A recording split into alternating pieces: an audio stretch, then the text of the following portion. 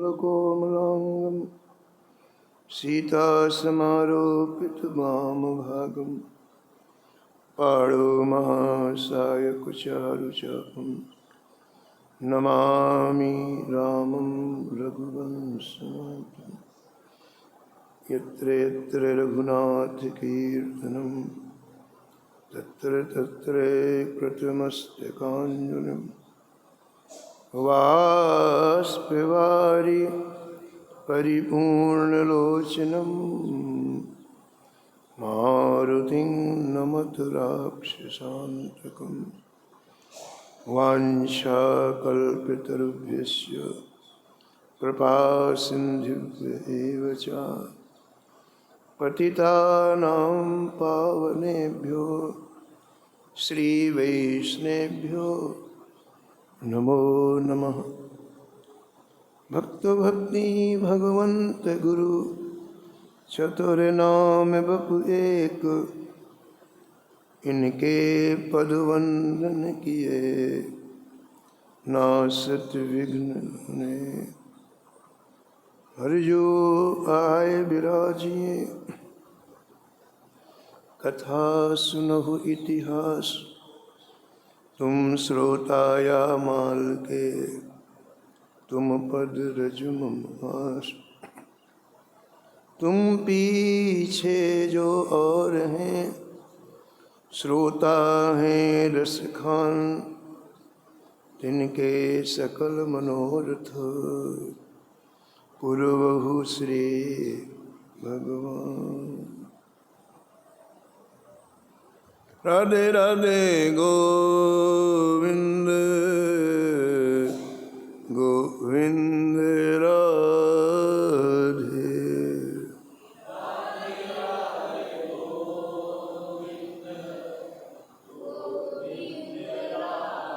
राधे राधे गोविंद गोविंद राधे।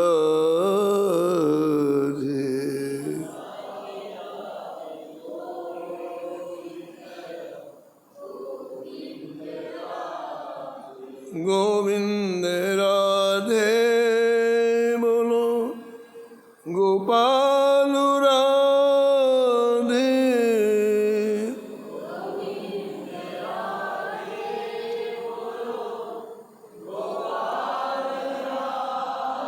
गोविंद राधे बोलो गोपाल राधे।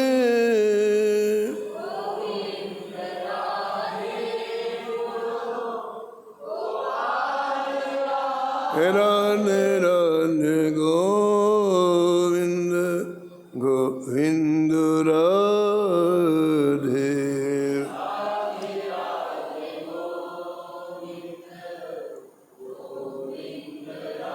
राधे राधे गोविंद गोविंद राधे।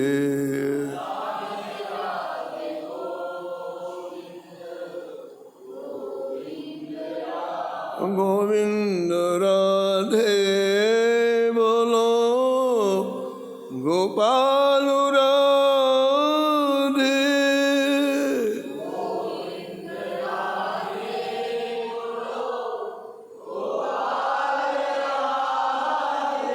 राधे राधे गोविंद गोविंद राधे।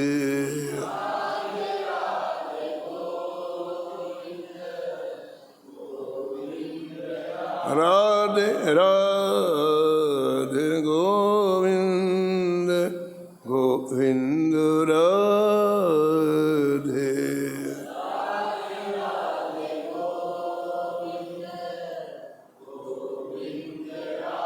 गोविंद राधे बोलो गोपाल राधे।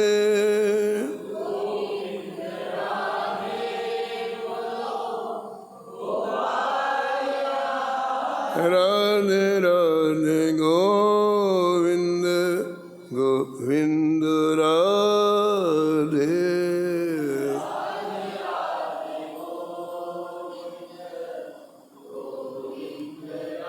श्री जानकी वल्लभ लाल की। श्री मंगलमूर्ति हनुमान जी महाराज की। सपरिकर श्री भक्तमाल जी सब संत भगवान की। श्री वृंदावन धाम की। श्री स्वामी अग्रदास जी महाराज की। श्री नाभाजी महाराज की। श्री प्रियादास जी महाराज। श्री वृंदावन धाम की। श्री बांके बिहारी लाल की। श्री राधा वल्लभ लाल की। श्री गिरिराज जी महाराज की। श्री यमुने महारानी की। श्री रामनाम महाराज की। श्री महाराज जी। जय जय श्री राम।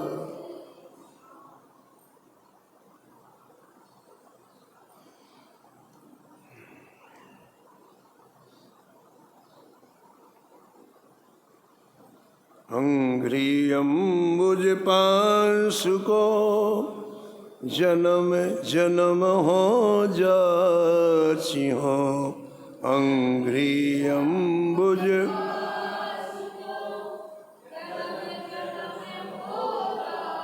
प्राचीन वर सत्यव्रत रघुगण सगर भगीरथ। प्राचीन वर रघुगण सगर वाल्मीक मिथिलेश गए जे जे गोविंद पथ।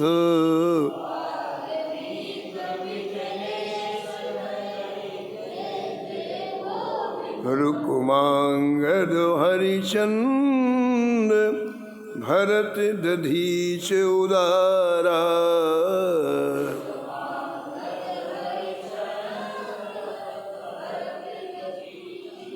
सुरत सुधनवा शिविर सुमति अति बल की दारा।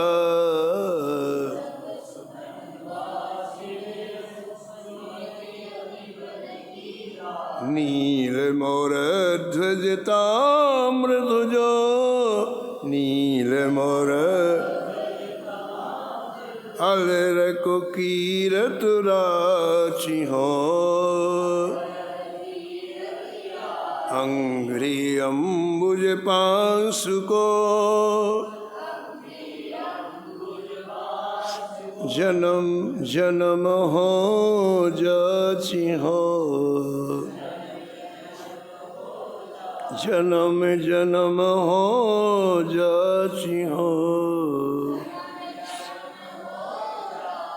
प्रातः स्मरणी परम वंदनीय श्री भक्तमाल के रचयिता श्री नाभा गोस्वामी जी इस शब्द में एक साथ कई भक्तों का स्मरण किया है और निष्कर्ष के रूप में कहते हैं कि मैं इन भक्तों की चरण रस की याचना करता हूँ। अंघ्रि अम्बुज पांसु को एक जन्म में नहीं, मेरे जितने जन्म हो मुझे संतों की चरण रस प्राप्त हो। क्यों चाहते हैं आप चरण रस? कहते हैं इसमें इतना सुख है, इतना सुख है जिसका मैं वर्णन नहीं कर सकता। मानव जीवन 100 साल का होता है, 100 साल में संतुष्टि नहीं हो। इन्हें मैं भगवान से प्रार्थना करता हूँ मेरे संसार में बार बार जन्म दो मुझे, जन्म जन्म। लेकिन जब भी जन्म दो तो मुझे संतों की चरण रस से अभिषेक करने का सौभाग्य प्राप्त। संतों की चरण रस की बड़ी महिमा। आपने गोस्वामी तुलसीदास जी के चरित्र में सुना है कि संपूर्ण भारत के संतों का भंडारा पूज्य श्री नाभा गोस्वामी जी ने किया, संपूर्ण भारत के संतों का।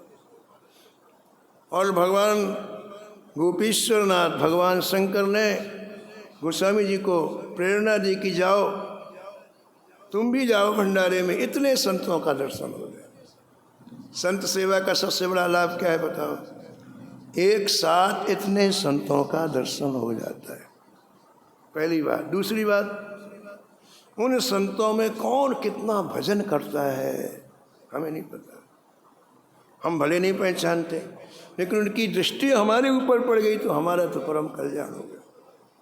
तीसरी बात, जहाँ संत जाते हैं उनकी चरण रज अपने आप गिरती, वो स्थल परम पवित्र हो जाता है, पावन हो जाता है। संत जाएंगे तो उनकी चरण रज जाएगी कि नहीं जाएगी? बिल्कुल जाएगी।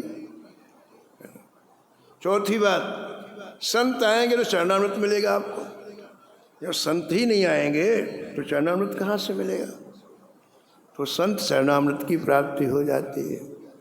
एक कार्य से अनेकों लाभ हो जाते हैं, एक कार्य से अनेकों लाभ हो जाते हैं। आपने भक्तमाल में सुना था भी कुछ दिन पहले कि भगवान ने एक भक्ता से कहा कि तुम भोग लगाते हो मुझे, तो मैं भोग का दर्शन करता हूँ, लेकिन पाता हूँ संतों की जीभ में बैठ के। संत जब उससे पाते हैं तब मैं पाता हूँ, ऐसा भगवान बोले, अपने मुख से बोले। तो संतों की सेवा से न जाने कितने लाभ होते हैं जो हम लोग कल्पना भी नहीं कर सकते। दूसरी बात, शास्त्रों में लिखा है जहाँ संत जाते हैं पीछे पीछे ठाकुर जी जाते हैं। जैसे शरीर की छाया पीछे पीछे चलती है, ऐसे भगवान के साथ साथ संत जाते हैं, कहीं भी जाए। तो श्री नाभाजी महाराज प्रार्थना करते हैं श्री ठाकुर जी से कि इन 100 वर्षों में मुझे तृप्ति नहीं हुई, आप मुझे बार बार जन्म दो इस धराधाम में, और इन संतों के बीच में मैं रहूं, इनकी रज से मैं अभिषेक करूं। तो हम कह रहे थे कि गोस्वामी तुलसीदास जी महाराज भगवान शंकर की प्रेरणा से आए नाभाजी के उस संत सेवा में, भंडारे में। तो बहुत संत आए थे, तो पूरा भरा हुआ था प्रांगण, ज्ञान गुदड़ी में भंडारा हुआ पूरा। तो बहुत दूर बैठे, समझो 2 मील दूर बैठे गोस्वामी तुलसीदास जी। जहाँ संतों की जूतियाँ उतरी हुई थी वहाँ बैठे, दर्शन करना कहीं से करो, और भगवान की कृपा होगी तो प्रसाद मिल ही जाएगा। सबसे पीछे बैठे, जगह ही नहीं थी, सबसे पीछे बैठे, वहाँ जाके बैठे। लेकिन इतनी अच्छी व्यवस्था की थी श्री नाभाजी ने कि सब जगह है, कई हजार परोसने वाले थे, चाहे कोई 5 मील दूर बैठे, चाहे कोई 10 मील दूर, सब जगह सामग्री पहुँचती। तो सबसे पीछे जहाँ गोस्वामी तुलसीदास जी बैठे थे, वहाँ एक संत खीर प्रसाद परोसते हुए, तस्मई परोसते हुए दौड़ पहुँचे, और गोस्वामी जी जहाँ बैठे थे कोने में, कहा बाबा लो तस्मई प्रसाद। अब उनके पास पत्तल ही नहीं आया था, कौन दे कोने में, दोना भी नहीं आया था, और बाबा खड़े, लोग खीर प्रसाद लो। तो बाबा के पास में जूते पड़े थे संतों के, एक जूते को उठा लिया और कहा महाराज इसमें दे दो। अब जूते को देखा तो परोसने वाले बाबा आग बबूला हो गए। खड़िया, कौन कहता कि तू साधु है, भगवान के प्रसाद को जूते में लेता है? ओ महाराज, गालियाँ देना प्रारंभ कर। परोसने वालों का दिमाग गर्म रहता है, काम करते हैं ना, इससे बड़ी जल्दी गुस्सा आता है। जब इंजन चलता है ना, उसमें मोबाइल की आवश्यकता होती, ठंडा करता रहे। ऐसे परोसने वालों को बीच बीच में कुछ खिलाना पिलाना चाहिए जिसमें दिमाग सही रहे, गर्मी आ जाती है उनको। तो महाराज गालियाँ देना प्रारंभ कर। नाभाजी महाराज ऊपर एक मचान बनाया था करीब 40 फुट ऊंचा, उससे चारों तरफ देख रहे थे कहाँ क्या हो रहा है। देखा भाई कुछ लोग हल्ला कर रहे हैं एक साथ मिलकर, तो ऊपर से उतर करके आए, वहाँ पहुँचे, नाभाजी को देखते सब चुप हो गए। नाभाजी ने कहा क्या बात? पड़ोसने वाले कहा महाराज देखिए जूते में खीर मांग रहा है। अब देखो एक ही बात है, समझ अपनी अपनी बात एक ही है, लेकिन समझ को बढ़ाने के लिए ही भक्तमाल सुनी जाती है। एक ही घटना है, लेकिन आपके जीवन में सोचने का जो स्तर होगा आप उसे वैसा लेंगे। जीवन में एक कष्ट आता है तो एक व्यक्ति कराहता रहता है, अपने भाग को कोसता रहता है। और वही कष्ट जब किसी विवेकी पुरुष के पास आता है, भक्त के पास आता है, तो भगवान से प्रार्थना करता है, हे नाथ आपने कितनी कृपा की, मैंने पूर्व जन्म में ऐसा पाप किया था तभी तो कष्ट आया, अब आप उस मेरे कष्ट को दूर कर रहे हैं जिससे मेरा अगला जन्म बढ़िया रहे। अरे किसी का कर्जा है तो भुगतान कर दो तो फ्री हो गए। हमारा ही पूर्व जन्म का कर्म कष्ट के रूप में आया है तो भुगतान हो जाए, निपट जाए, तो भगवान की कृपा मानता है। उस कष्ट को भगवान की कृपा भक्त मानता है। बताओ, गिरिराज जी में श्री पूज राजेंद्र दास सिंह के महाराज जी श्री गणेश दास जी भक्तमाली जी बीमार थे। हम यहाँ से देखने के लिए गए, कमरे में जाके हमने प्रणाम किया, महाराज जी कैसा लग रहा है, तो उठ के बैठ गए, रोने लगे। बोले भैया ठाकुर की कितनी कृपा है, वो अपना कष्ट भूले हुए थे, कृपा को याद कर रहे थे, उनके शरीर में कुछ याद नहीं। ठाकुर जी की कितनी कृपा है, हमसे पूर्व जन्म में कोई पाप बन गया, छोटा सा कष्ट देके ठाकुर जी उसको दूर कर रहे हैं, इतनी बड़ी कृपा। खूब रो रहे हैं कि ठाकुर जी की कृपा, उनको रोग की स्मृति नहीं कि रोग है, ये है। देखिए घटना एक है, लेकिन व्यक्ति का जो स्तर होता है उसको उस तरह से वो उस घटना को लेता है। तो हम उसको पॉजिटिव थिंकिंग में लें, इसके लिए हमें सत्संग करना चाहिए, इसके लिए हमें इन भक्तों का चरित्र सुनना चाहिए। उससे क्या होगा, मन हल्का रहेगा। उससे क्या होगा, उन कष्टों में भी आप प्रफुल्लित रहेंगे। आपने 10 रुपये किसी को दिए, आपके जेब से गया कि नहीं गया बताओ, आप खुश रहते कि नहीं, हमने दिए, और वही 10 रुपये आपका गिर गया तो 10 दिन तक याद करते हैं, अरे यार 10 रुपये चला गया, 10 दिन। बात एक ही हुई, लेकिन उसको आपने यदि विवेक से, तो बात में आपको बड़ी खुशी होती है। तो श्री नाभाजी महाराज कहते हैं कि अरे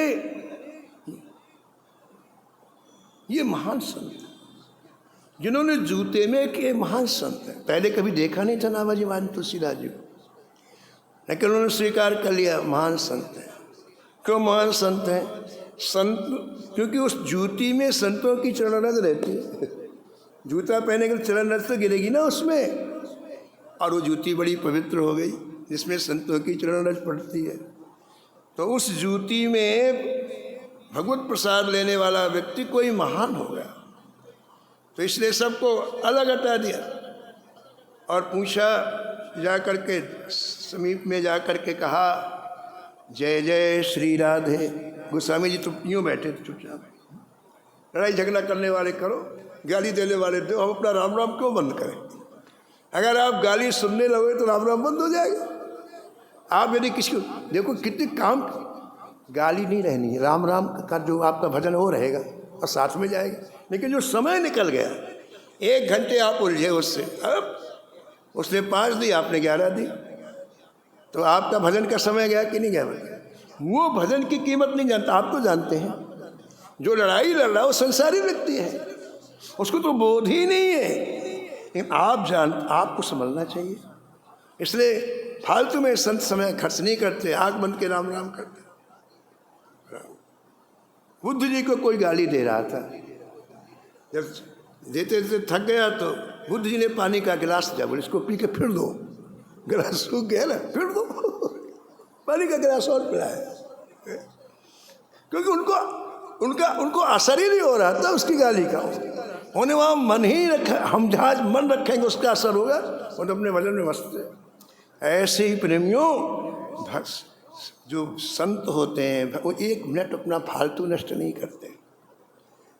संसारी व्यक्ति से अपनी तुलना क्यों करते हो? वो गाली दे रहा तो हम भी दें, वो ऐसा करें, वो एक अलग रास्ते में जा रहा भाई, उसका ध्येय अलग है, तुम्हारा ध्येय बहुत ऊंचा है। ऊंचे ध्येय वाले को समय बचाना चाहिए, उसको भजन करना चाहिए। तो तुलसीदास जी नीचे मुख के राम राम कर रहे थे और सामने से नाभाजी ने कहा, जय श्री राधे संत भगवान। तो तुलसीदास जी ने दृष्टि ऊपर की और हाथ जोड़ करके कहा, जय श्री सीताराम। क्या बोले? जय श्री सीताराम। अब जैसे जय श्री सीताराम बोले, इतना वातावरण में आनंद बरसने लगा बस। हाँ, इतना मीठा सीताराम जो अपने हृदय को छू ले, सब अवाक रह गए। श्री नाभाजी ने विचार किया, इतना मीठा सीताराम सृष्टि में केवल गोस्वामी तुलसीदास ही बोल सकते हैं।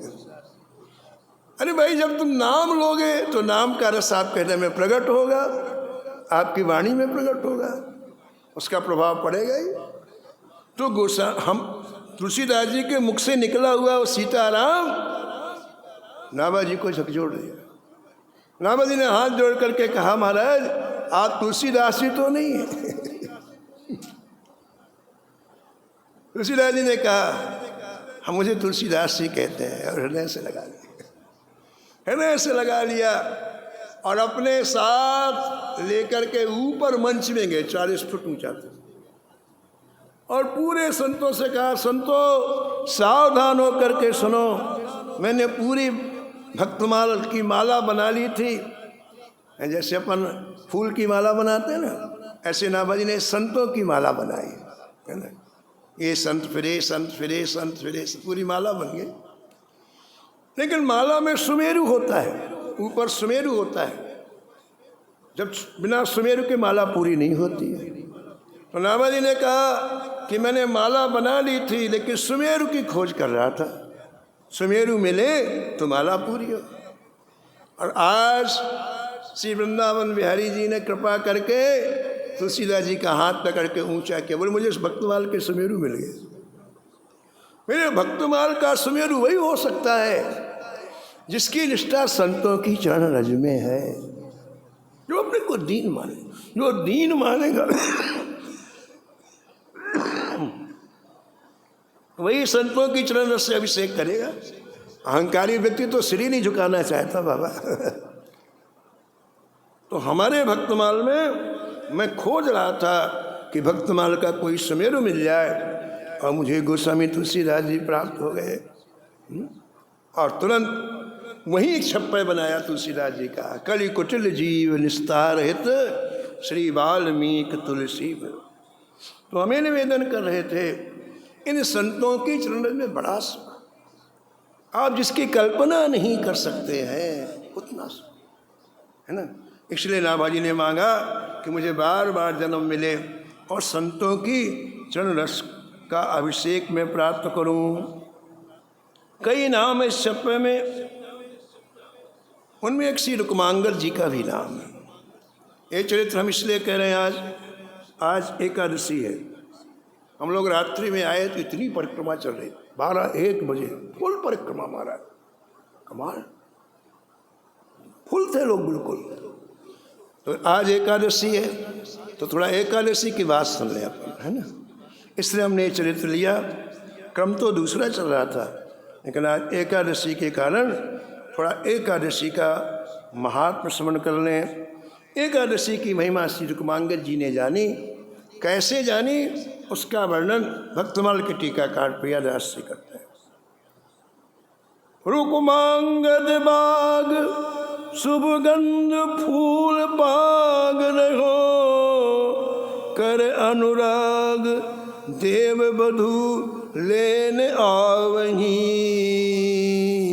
कर अनुराग देव बधू लेन आवहीं।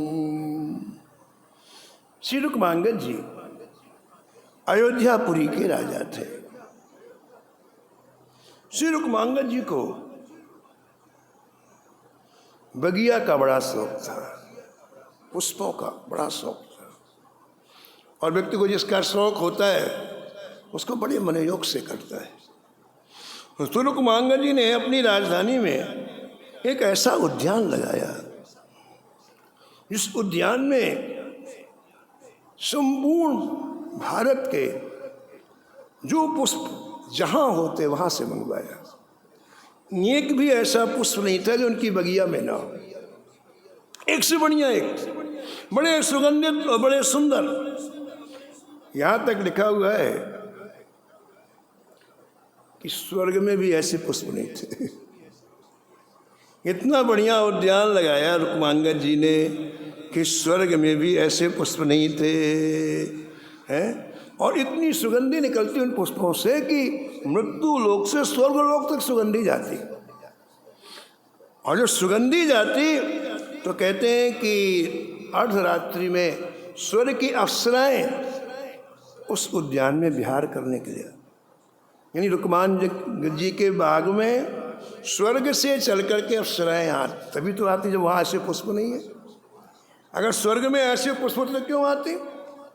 तो नित्य प्रति आती और उन सुगंधित पुष्पों को देख करके, उनकी सुगंधि को लेकर के उनका हृदय गदगद हो जाता। रोज का नियम था।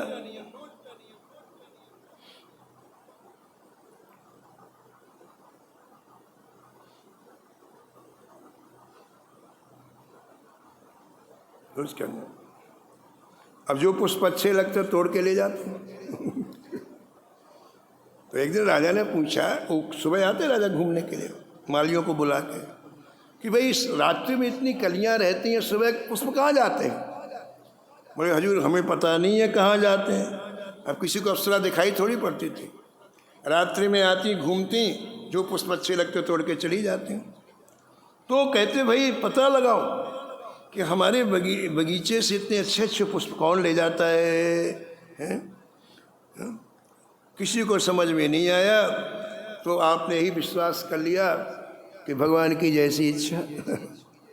लेकिन एक घटना हुई। क्या घटना हुई? एक दिन एक अप्सरा पुष्पों को रात्रि में तोड़ लेती और उस पुष्प के बगल में एक बैगन का छोटा सा पौधा था। बैगन का पौधा था, उसको पता चला नहीं, उसके वस्त्र का स्पर्श बैगन के पौधे से हो गया। और कहते हैं कि उसका ये प्रभाव पड़ा कि उसकी जो मृत्यु लोक से स्वर्ग के जाने की क्षमता थी वो समाप्त हो गई। पूर्णों के कारण क्षमता होती है, बैगन के पौधे का स्पर्श होने से उसके पुण्य क्षीण हो गए और स्वर्ग में जाने की जो उसकी क्षमता थी वो समाप्त हो गई। अब बाकी तो चली गई अप्सराएं और ये नहीं जा पाई। इसका नाम था उर्वशी। अब रात्रि के बाद सुबह होती है, धीरे धीरे जब सुबह होती घबराई, क्योंकि अब इसकी क्षमता ही समाप्त हो गई। उसको बड़ा मन में भय व्याप्त हो गया कि मृत्यु के लोग मुझे देखेंगे, मुझे परेशान भी कर सकते हैं। कई तरह की बातें उनके मन में आने लग गई हूँ। ऐसा पुराणों में लिखा है कि बैगन नहीं खाना चाहिए, ऐसा लिखा हुआ है। क्यों लिखा है पता नहीं, लेकिन बैगन का निषेध किया है। इसलिए बैगन का पौधा स्पर्श हो जाने से महाराज पुण्य समाप्त हो गए उस अप्सरा के, उर्वशी के। अब जैसे महाराज प्रकाश हुआ, अभी सूर्योदय नहीं हुआ, प्रकाश हुआ। सूर्योदय के पहले लालिमा होती है, प्रकाश हो जाता है। और माली देखने के लिए आए, बात किसी को पानी देना है, कहीं सफाई करना है। तो महाराज उस बैगन के पौधे के पास अप्सरा खड़ी हुई देखा, ओ चौंक गए। उनको ये लगा कि कोई साक्षात देवी प्रकट हुई। कभी देखा थोड़ी, सूर्य की अप्सराएं बड़ी सुंदर होती हैं, साक्षात कोई देवी जी प्रकट हो गई हैं। इनके पास हमें नहीं जाना चाहिए, राजा को बताना चाहिए। तो दौड़ के राजा के पास आए, रुक्मांगद जी के पास आए और कहा महाराज आज हमारे उद्यान में, हमारे बगीचे में एक देवी जी प्रकट हुई हैं। राजा बड़ा प्रसन्न हुआ कि चलो हम भी दर्शन करके आए।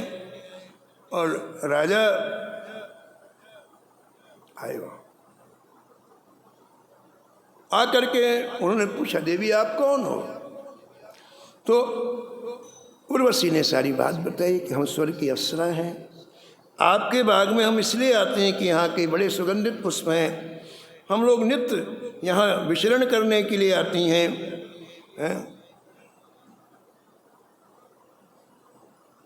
मेरे पुण्य नष्ट हो गए तो मैं स्वर्ग नहीं जा सकती हूँ। आप मेरा एक काम कर दें, आपसे प्रार्थना है कि आप एक काम कर दें। क्या?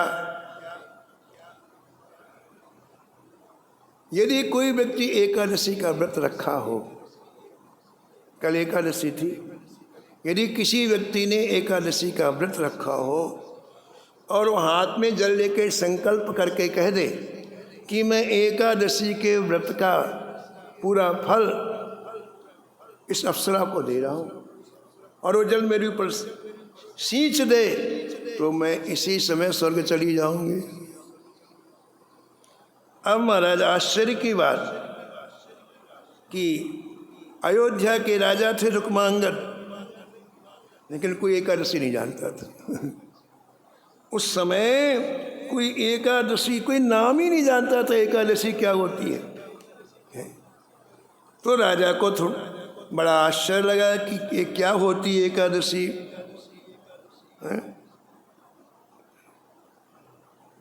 तो अप्सरा ने बतलाया कि कोई चाहे इच्छा से भोजन ना करे, चाहे बिना इच्छा से ना करे, बस उपवास रहे, भले उसको नहीं पता कि एकादशी है, लेकिन भोजन ना करे तो फल तो मिलेगा ही। ऐसा व्यक्ति भी आपकी राजधानी में हो तो मेरा काम चल जाएगा, मेरे ऊपर आप कृपा करो। तो राजा को दया आ गई। अप्सरा की मजबूरी देख करके राजा रुक्मांगद को दया आ गई। उन्होंने अपने सेवकों को बुलाया और कहा, पूरे राज्य में आप ये घोषणा करो कि कल किसी ने यदि भोजन ना किया हो और भोजन के साथ साथ जल भी ना पिया हो, आज निर्जला एकादशी है। मैंने साल में एक एकादशी आती निर्जला, यानी व्यक्ति जल भी नहीं पीते 24 घंटे। बड़ी महिमा है आज की एकादशी की। तो रुक्मांगद जी ने कहलाया कि भाई किसी ने धोखे से भी अनजाने में अन्न ना खाया हो, भोजन ना किया हो और जल भी ना पिया हो, तो उसे राज की तरफ से खजाने से बहुत पैसा दिया जाए, वो हमारे पास आए।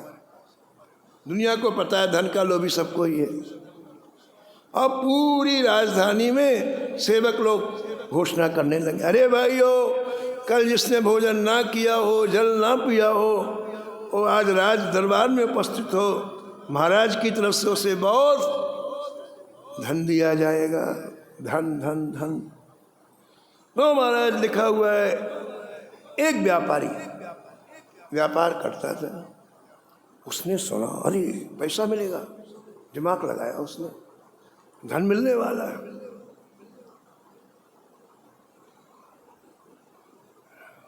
मेरा नंबर लग सकता है। कैसे लग सकता है? उसके उस दुकान में एक काम करने वाली नौकरानी थी,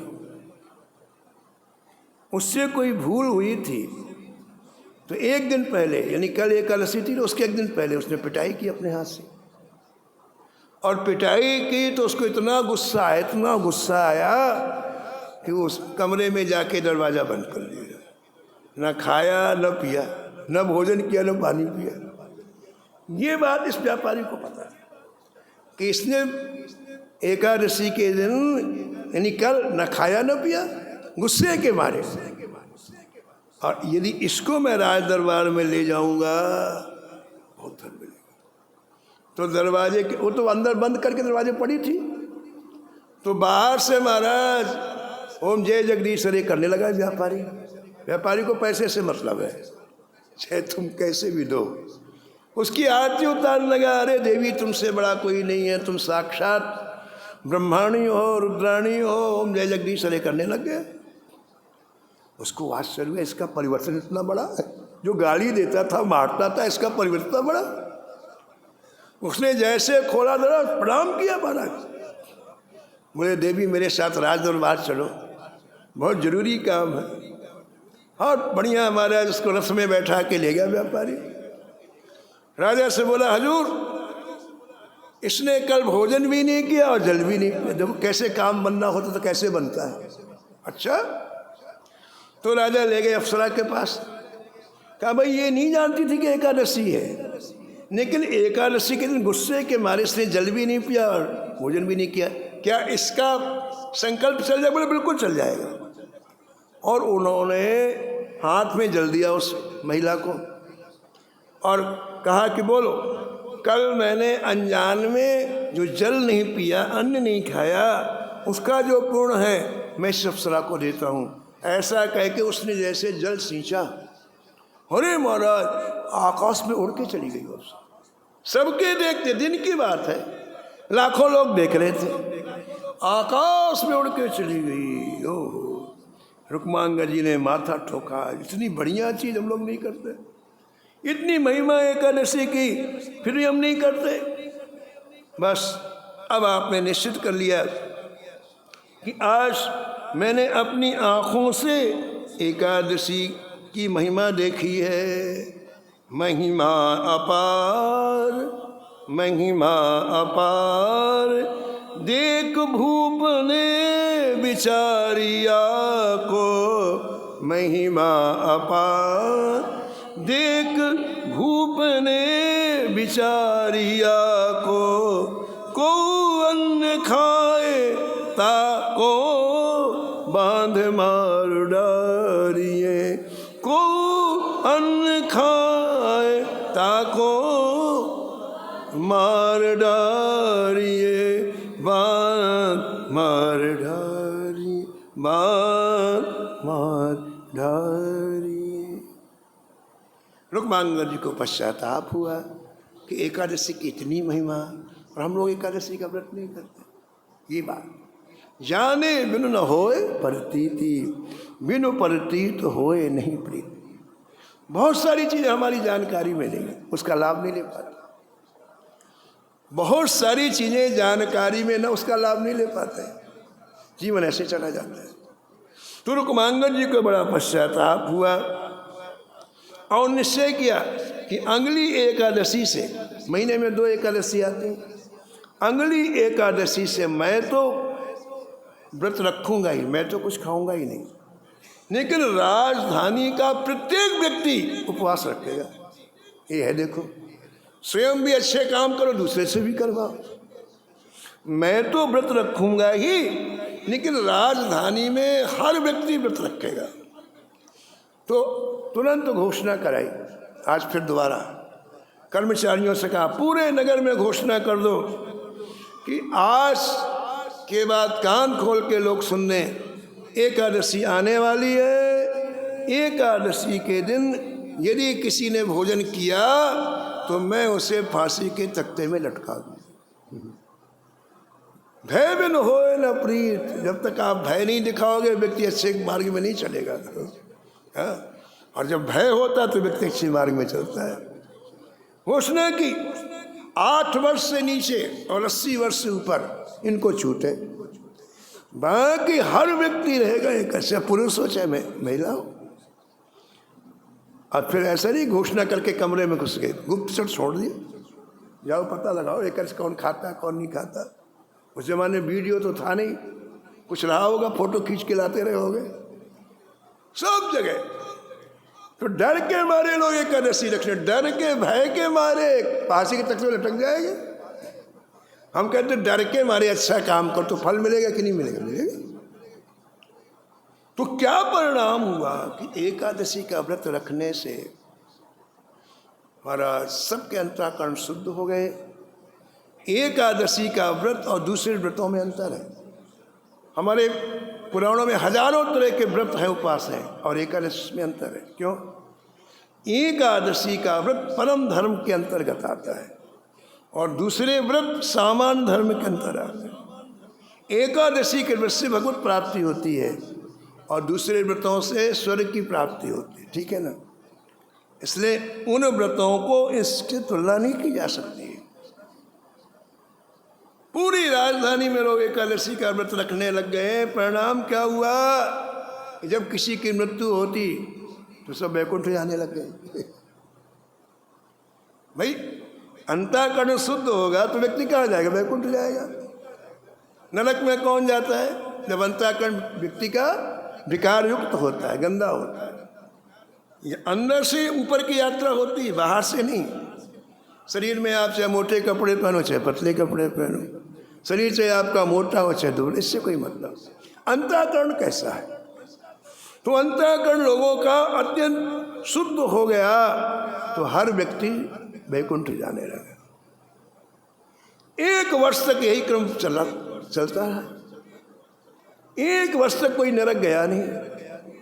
अब नरक नहीं गया तो नरक के जो अधीक्षक हैं श्री यमराज जी, अब बैठे हुए भैया टेबल कुर्सी में, कोई आए तो कुछ केस लिखे, कोई आ ही नहीं रहा, खाली बैठे। खाली व्यक्ति कितने दिन बैठे बताओ? 1 दिन, 2 दिन, 1 महीने, 2 महीने, 1 साल तो लंबा होता है। जब एक भी व्यक्ति नरक नहीं आया तो यमराज जी ने सोचा कि भाई अपने को अब डिपार्टमेंट बढ़ा देना चाहिए, तो कोई काम ही नहीं, बिना काम के समय क्यों इधर उधर करें।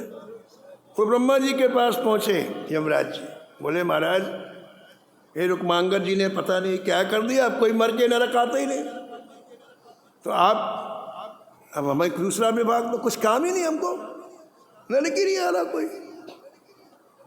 तो ब्रह्मा जी ने कहा कि आपको कोई तकलीफ हो? हमको तकलीफ तो नहीं, लेकिन काम नहीं है महाराज, क्या निर्णय दे, क्या करे, कोई काम ही नहीं हो। या तो हमें काम बताओ, नहीं तो हमको हमारा विभाग परिवर्तित करो। तो ब्रह्मा जी ने कहा अच्छा हम एक उपाय करते हैं, इसमें आपका भी काम चलने लग जाए। एक उपाय करते हैं। क्या उपाय किया इन्होंने? ब्रह्मा जी ने कहा देखो आप वापस जाओ, हम एक माया के द्वारा एक स्त्री का निर्माण करते हैं, जो स्त्री जाएगी और ब्रह्मा और रुक्मांगद जी से कहेगी तुम एकादशी का व्रत मत रखो। वो पहले उनको आसक्त करेगी और फिर वरदान मांगेगी, फिर तुम्हारा काम चलने लग जाएगा। तो यमराज जी ब्रह्मा जी के पास से आए और ब्रह्मा जी ने 1 मिनट में एक स्त्री का निर्माण कर दिया। उसने हाथ जोड़ के कहा महाराज मुझे क्या करना है? बोले तुम्हारा नाम है मोहिनी, तुम राजा रुक्मांगद जी को मोहित करो और उनसे जब वो मोहित हो जाए, तुम्हारे अधीन हो जाए, तो उनसे वरदान मांगना कि तुम एकादशी का व्रत मत रखो। बस फिर इनकी दुकान चलने लग जाएगी यमराज जी की। तो बड़ी सुंदर थी मोहिनी। रुक्मांगद जी कभी कभी शिकार खेलने के लिए जाते जंगल में, और वो उसको पता था कि शिकार खेलने आते, तो जंगल में एक वृक्ष के नीचे बैठ करके बड़ी सुंदर वीणा बजाने लग गई, गायन करने लग गई। उसकी आवाज़ इतनी मीठी थी कि रुक्मांगद जी आवाज़ के पीछे पीछे पहुंच गए। उसको बैठी हुए सुंदर स्त्री को देखा, उनका मन आकर्षित हुआ। उन्होंने कहा देवी तुम हमसे विवाह कर लो। उन्होंने कहा मुझे दिक्कत नहीं है, मैं तो विवाह कर लूँ, लेकिन मेरी शर्तें हैं। मेरे को आप वरदान दो तो मैं आपकी बात। बोले देवी तुम्हारी जो इच्छा वरदान मांग। बोले अभी नहीं मांगूंगी, आप मुझे वचन दे दो, जब मेरी इच्छा होगी मैं वरदान मांग। बोले ठीक है। वरदान देना स्वीकार कर लिया। उसने उनको जयमाला पहना दिया और दोनों आए राजधानी में। दोनों आए। श्री रुक्मांगद जी की जो पहली पत्नी थी, उनसे एक पुत्र उत्पन्न हुआ जो महान धार्मिक व्यक्ति था, भक्त था। उसका नाम था धर्मांगद। जब पिताजी उस मोहिनी के साथ आए तो उनका स्वागत किया, बेटे ने स्वागत किया। श्री रुक्मांगद जी ने कहा कि देखो धर्मांगद ये तुम्हारी दूसरी माँ है, इसलिए इनके किसी भी तरह के व्यवस्था में कमी ना पड़ने पाए। वो ठीक है पिताजी। अब वो रहने लग गई। 15 दिन हुए। कितने दिन? 15। एकादशी आई और हर एकादशी को रुक्मांगद जी घोषणा कराते थे। एक दिन पहले नहीं, लोग कहते हमको महाराज पता ही कि तिथि है। अरे बहाने बनाने वाले नंबर 1। अरे महाराज रखना तो था लेकिन पता नहीं चला। कोई कहता महाराज 2 एकादशी है इसलिए हमको पता नहीं चला। तो रुक्मांगद जी बहुत होशियार थे, घोषणा कराते थे पूरी राजधानी में एकादशी के पहले। अरे भाइयों कल एकादशी है, कान खोल के सुन लो। दशमी के दिन कोई रात्रि में भोजन नहीं करेगा, ठीक है। और एकादशी को सुबह 4 बजे नहीं खाएगा। कई लोग उपवास रखते हैं, बस 4 बजे लाओ। एकादशी के बाद द्वादशी आती है, दूसरा दिन दोपहर में 12 बजे भोजन करेंगे। इस तरह से घोषणा करवाते थे। तो रात्रि की बात है, रुक्मांगद जी उसी रानी के साथ बैठे थे, मोहिनी के साथ। जब ये घोषणा हुई तो तुरंत रानी उठ के बैठ गई। बोले माँ जी क्या घोषणा हो रही है? बोले रानी हमारे एकादशी का व्रत रखा जाता है, इसकी बड़ी महिमा है। जो व्यक्ति एकादशी का व्रत रखता है उसके संपूर्ण पाप नाश हो जाते हैं। सर्व पाप प्रशमनम पुण्य मात्यांतिकम तथा गोविंद स्मारणम नृणामेकादशी पोषणम। एकादशी के दिन जो उपवास रखता है उसके सब पापों का नाश हो जाता है। और ये एकादशी का व्रत की विशेषता ये है कि ठाकुर जी का स्मरण कराते। देखो जब हम कुछ खाते नहीं तो हमारी इंद्रियां बिल्कुल शिथिल हो जाती और चंचलता समाप्त हो जाती, भगवान का स्मरण होने लगता है। तो कहते हैं एकादशी का सबसे जो महान पुण्य है कि मनुष्य भगवान का स्मरण करने वाला हो जाता है। गोविंद स्मारणम, ये गोविंद का स्मरण कराती है एकादशी तिथि। इसलिए हमारे राज्य में देवी सब कोई एकादशी का व्रत रखता है। ये कर्मचारी लोग वही घोषणा कर रहे हैं। ओ महाराज, मोहिनी तुनक के खड़ी हो गई, वो तो आई इसीलिए थे। अरे क्या ये सन्यासियों का काम है, बाबा जियाओं का काम है? ये क्या व्रत उपवास है सब, इसको बंद कराओ। बोले नहीं देवी मैं एकादशी का व्रत बंद नहीं कर सकता। जब नहीं माने तो वो अपने उसमें आ गया। आपने हमें वरदान देने को कहा था, वरदान दो।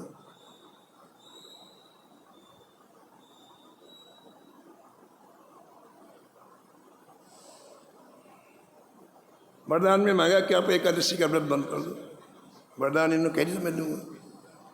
रुक्मांगद जी ने कहा देवी चाहे कुछ हो जाए मैं इस वरदान को नहीं दूंगा, और तुम कुछ भी मांगो, और तुम कुछ मांगो, लेकिन एकादशी व्रत को बंद करने का मैं वरदान नहीं दूंगा। तो फिर उसने ऐसा वरदान मांगा महाराज। उसने कहा ठीक है तो फिर दूसरा वरदान दो मुझे। हाँ, धर्मांगद का सिर अपने हाथ से काट के मुझे दो। बेटे का सिर अपने हाथ से काट करके मुझे दो। अब रुक्मांगद जी को बड़ा धर्म संकट आ गया, क्योंकि धर्मांगद ने आज तक कभी पिताजी की किसी बात की अवहेलना नहीं। धर्मांगद बहुत बलवान थे, देश के देश उन्होंने युद्ध में जीते थे, और पिताजी के चरणों को दबाने के बाद धर्मांगद सोते थे। बड़े पितृभक्त थे, पिताजी की आज्ञा की कभी अवहेलना नहीं की। अब क्या कर, अपने हाथ से सिर काट। धर्मांगद जी को पता चला कि पिताजी बड़े असमंजस में, तो दौड़ करके आए धर्मांगद जी और पिताजी से कहा पिताजी आपने माँ को वरदान देने के लिए कहा है, वरदान नहीं देंगे तो पाप पड़ेगा, तो आप बिल्कुल संकोच ना करिए पिताजी। कितना बड़ा मेरा सौभाग्य, एक दिन तो शरीर जाना ही है, लेकिन ये शरीर आपकी सेवा में लग रहा है, इससे बड़ा लाभ मुझे क्या मिलेगा। आज मैं अपना सिर देकर पिताजी की प्रतिज्ञा को पूरा करूँगा। धर्मांगद की माँ का नाम था संध्यावली। ये रुक्मांगद की पहली पत्नी थी। उन्होंने कहा बिल्कुल ठीक कह रहा है धर्मांगद, बिल्कुल ठीक। देखो ये देखो कैसी माँ है, बेटा ठीक कह रहा है, धर्मांगद ठीक कह रहा है, आप इसका सिर काट दीजिए, क्योंकि आपने वचन दिया है, तो इससे आपको पाप नहीं लगेगा, और वरदान देने के बाद अगर वरदान पूरा नहीं करें तो पाप लगेगा। महाराज जब पत्नी ने भी ऐसा कहा तो रुक्मांगद जी ने तलवार उठाई। किसको? धर्मांगद को मारने के लिए तलवार उठाई। महाराज पृथ्वी कांप उठी, एक जिसने कोई अपराध नहीं किया, बताओ, सीधा साधा है, धर्म में चलने वाले के लिए पिता उसकी गर्दन में तलवार चलाए, पृथ्वी कांप उठी, महाराज किसी को समझ में नहीं आया, उन्होंने तलवार उठा करके प्रहारी करने वाले थे कि साक्षात भगवान श्री हरि वहाँ प्रकट हो गए। बोलो भक्तवत्सल भगवान की। और मैंने तुरंत राजा का हाथ पकड़ लिया और बोले कि रुक्मांगद, एकादशी में तुम्हारी इतनी निष्ठा, अपने पुत्र को भी अपने हाथ से मारने को तैयार हो गए, लेकिन एकादशी का व्रत नहीं छोड़ना चाहते हो, इसलिए अब तुम इसी शरीर से मेरे धाम में चलो, इसी शरीर से मेरे धाम में चलो।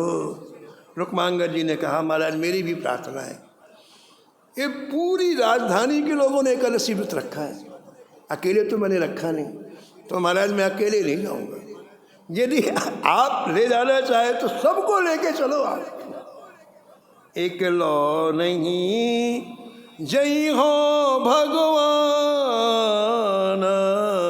एक लो नहीं जय हो अवधपुरी की प्रजा हमारी, मोको अहे प्राण थे प्यारी, अवधपुरी की प्रजा हमारी, मोकू अहे प्राण थे प्यारी। तब सब कन्हे संग ले असुरारी, गए धाम पुरी उधार। फिर रुक्मांगद जी कहने से सबको विमान में ठाकुर जी बैठा करके अपने निज धाम में देंगे। ऐसी एकादशी की महिमा है। समय की मर्यादा में हम एकादशी को प्रणाम करते हुए वाणी को यहीं विराम दें। जय जय श्याम, जय जय श्याम, जय जय श्री वृंदावन धाम।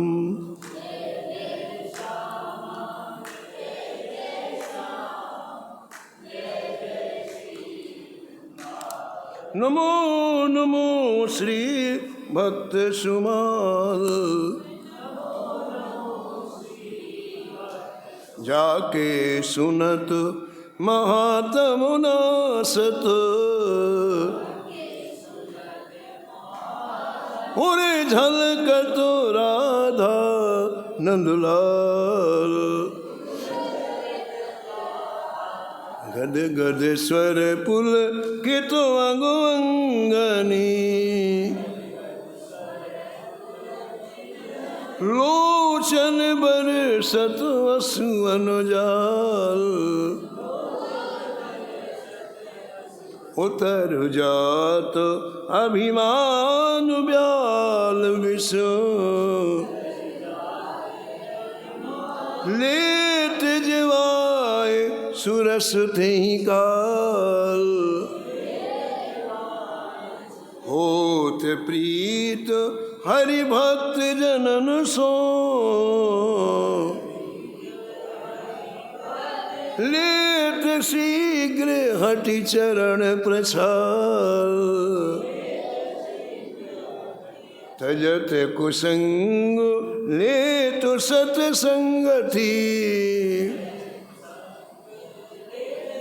भाग जगत को अद्भुत भाल,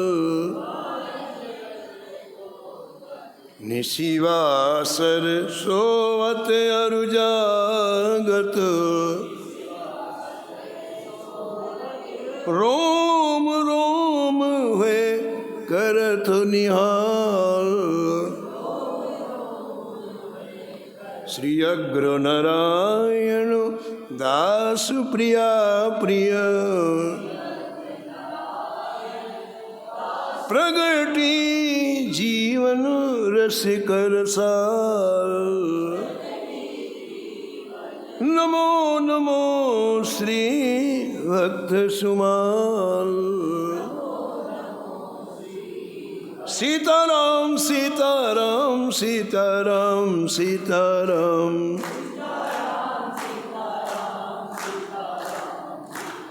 ओम सीताराम सीताराम सीताराम सीताराम, हम राधे श्याम राधे श्याम राधे श्याम राधे श्याम। सीताराम सीताराम सीताराम सीताराम। श्री जानकी वल्लभ लाल की, श्री मंगल मूर्ति हनुमान जी महाराज की, सपरिकर श्री भक्त